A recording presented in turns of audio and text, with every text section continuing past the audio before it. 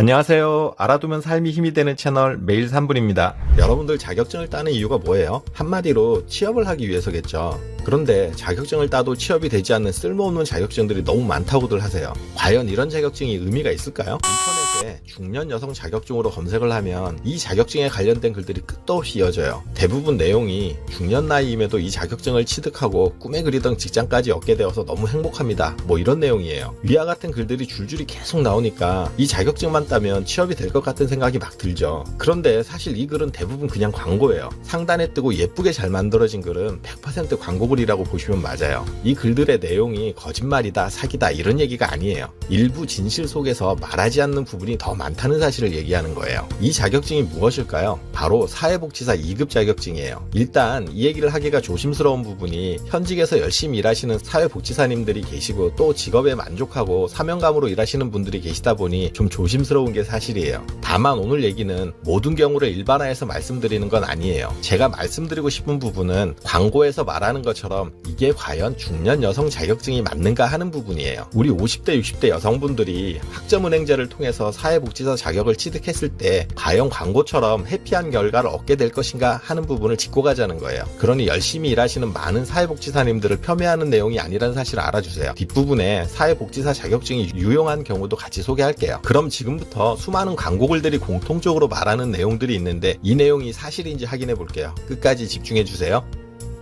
사회복지사 2급 고졸도 쉽게 자격증을 취득할 수 있다? 사회복지사 2급 자격증은 시험을 봐서 따는 게 아니라 자격이 되는 사람이 관련 교육을 이수하면 주어지는 자격증이에요. 기본적으로 전문대 졸업 이상의 학력 소지자로 관련 수업 17과목을 이수하면 받을 수 있는데요. 고졸의 경우는 학점은행제를 통해 관련 수업을 포함 총 27과목을 들어서 전문 학사와 함께 자격증까지 같이 취득하게 되는 거예요. 문제는 학점은행제는 국비 지원이 되지 않기 때문에 적지 않은 돈이 든다는 사실이에요. 온라인 학습이지만 대부분의 중년분들은 내용을 잘 모르기 때문에 플래너를 끼고 진행하는 경우가 많아요. 그런데 광고글들 다 찾아봐도 플래너를 끼고 진행할 경우 금액이 얼마다 하는 내용이 안 나와요. 꼭 메일 주소나 링크 남겨놓고 연락달라고 하죠. 왜 그럴까요? 한마디로 비싸기 때문이에요. 이럴 경우 한 과목당 얼마 이런 식으로 금액이 책정되는데요. 과목이 27과목이나 되다 보니 비용도 만만치가 않은 거예요. 그리고 비용도 비용이지만 이수 과목이 많다 보니 속성으로 진행을 해도 6개월 정도로 시간이 걸리고 사회생활을 병행하시는 분들은 1년 6개월 정도로 기간이 길다는 거예요. 이 정도의 비용과 시간을 들여서 따는 게 쉽다면 쉽고 어렵다면 어려울 수도 있겠죠. 하지만 이로 인해 평생 일할 직장을 얻는다면 그래도 전혀 아깝지 않을 거예요. 그런데 과연 현실도 그럴까요? 사회복지사 2급 자격증만 있으면 누구나 취업이 가능하다? 현실적으로 사회복지사 자격증을 따도 현장에서는 비전공자보다 전공자를 선호한다는 사실을 아셔야 해요. 사회복지학 2년제나 4년제를 대학에서 전공한 젊은 졸업생과 학점은행제를 통해 자격을 취득한 50대 60대 중년 여성 중 여러분이 뽑는 입장이라면 누굴 뽑으시겠어요? 학점은행제로 자격을 따서 취업하려는 사람들만 해도 그 수가 엄청나요. 구직시장에서 이들과 서로 경쟁하는 것도 버거운데 2년제나 4년제 사회복지학과를 나온 젊은 층 가도 같이 경쟁해야 한다는 사실은 취업이 쉽지 않다는 걸 반증해주는 얘기예요. 그리고 사회복지사는 서류 작업 등 사무 업무가 또 엄청나게 많은 일이기도 해요. 자격증 외에 운전이나 컴퓨터 활용 등도 기본적으로 요구하는 곳이 대부분이고요. 이외에 무슨 지도사, 무슨 상담사, 무슨 심리사 등 다른 자격증까지 갖춘 경쟁자들과 경력자들도 넘쳐난다는 사실을 감안하셔야 해요. 그건 종합복지관이나 공공기관 등 좋은 자리의 얘기고 복지 관련 시설들은 계속 늘어나는 추세니 눈높이를 낮추면 그래도 갈 곳이 많다고 얘기들 하는데요. 그럼 이건 사실일까요?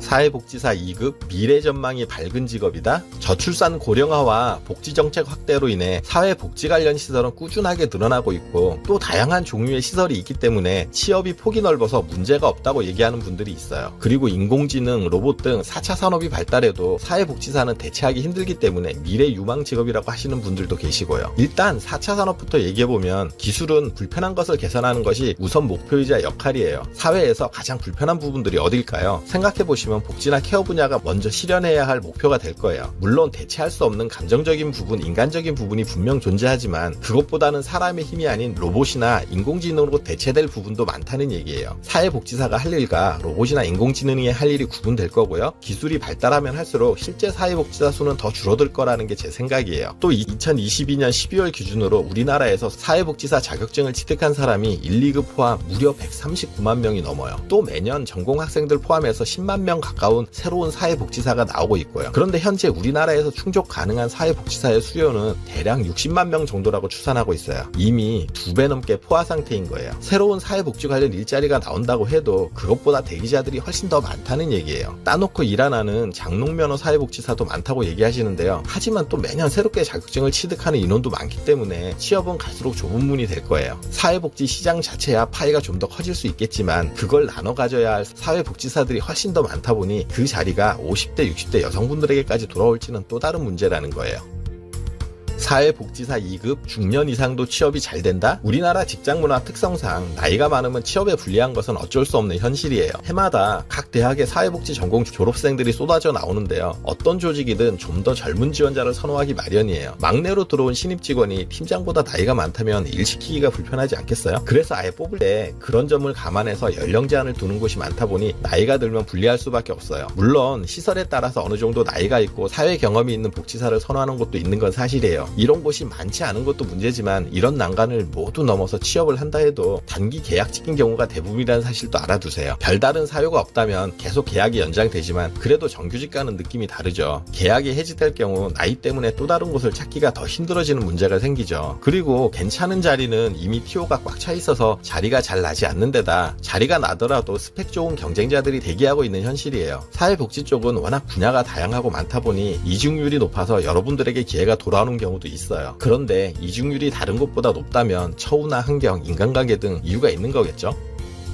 사회복지사 2급 정년이 없어서 오래 일할 수 있다? 그래도 사회복지사는 정년이 없기 때문에 어떻게든 취업만 되면 나하기에 따라서 나이 들어서도 계속 할 수 있으니 다행이다 하실 텐데요. 아마 공부하실 때도 학원에서 사회복지사 정년이 있다는 얘기는 못 들으셨을 거예요. 사회복지사 정년은 공식적으로는 없어요. 없는 게 맞지만 실제로는 있기도 해요. 무슨 얘기냐면요. 정부에서 사회복지시설 종사자 인건비를 보조해 주는데 이 보조금이 일반 종사자는 60세, 시설장은 65세까지만 지원을 해주거든요. 복지시설 입장에서 보조금을 지원받아서 월급을 주는 젊은 사회복지사와 보조금 없는 60세 이상이나 곧 보조금이 끊길 연령대의 사회복지사 중에서 누구를 선택할까요? 제가 말씀드리지 않아도 정답은 아시겠죠. 물론 보조금과 상관없는 기간들이 있기는 하지만 처음부터 취업할 시설이 한정적이라는 얘기잖아요. 그래서 처음 시작하는 자격증으로 사회복지사는 50대, 60대 여성분들에게는 많이 불리한 자격증이라 추천드리지 않는 거예요. 오늘 50대, 60대 여성분들이 광고에 혹해서 사회복지사 자격증을 따놓고 대부분 장롱면허가 되는 이유에 대해서 설명드렸는데요. 이외에도 사회복지사는 많은 사람들을 상대해야 하고 특히 사회적 약자를 돌보는 일이다 보니 정신적으로도 힘든 부분이 많은 직업이에요. 그럼 사회복지사는 어떤 사람들이 따면 좋을까요? 첫 번째, 사회복지사는 사명감과 봉사정신이 없이는 못하는 일이에요. 그런데 또 이런 일이 잘 맞는 사명감 있는 분들이 있어요. 이런 분들은 금전적인 이유보다는 일 자체의 보람을 느끼시는 경우니 삶의 보람을 목표로 도전해보셔도 좋다고 생각을 해요. 두 번째, 사회복지사 2급 자격증만으로는 큰 힘을 발휘하지 못해요. 하지만 또 다른 여러 가지 자격증들과 함께 따두면 시너지 효과를 주는 자격증이기도 해요. 그래서 다양한 스펙을 원하시는 분들에게 추천드려요. 세 번째, 복지시설 같은 경우는 알게 모르게 인맥으로 채용되는 경우가 많아요. 이런 인맥이 있으신 경우라면 취업 걱정이 해소되니 따셔도 괜찮겠죠? 네 번째, 요양시설부터 각종 사회복지시설이 많이 늘어나고 있는데요. 사회복지시설을 직접 차리기 위한 목적을 가지신 분이라면 당연히 따야겠죠. 지금까지 우리 50대, 60대 여성분들에게 사회복지사 2급 자격증을 추천드리지 않는 이유와 필요한 경우를 말씀드렸어요. 제가 말씀드린 내용이 모든 분들에게 다 해당되는 내용은 아닐 수 있으니 참고하는 정도로 이해해주세요. 오늘 정보가 도움되셨다면 구독, 좋아요, 알림 설정 해주시고요. 더 유익한 영상으로 다시 찾아뵐게요. 저는 매일 3분 대표 큐레이터 송한결이었습니다. 감사합니다.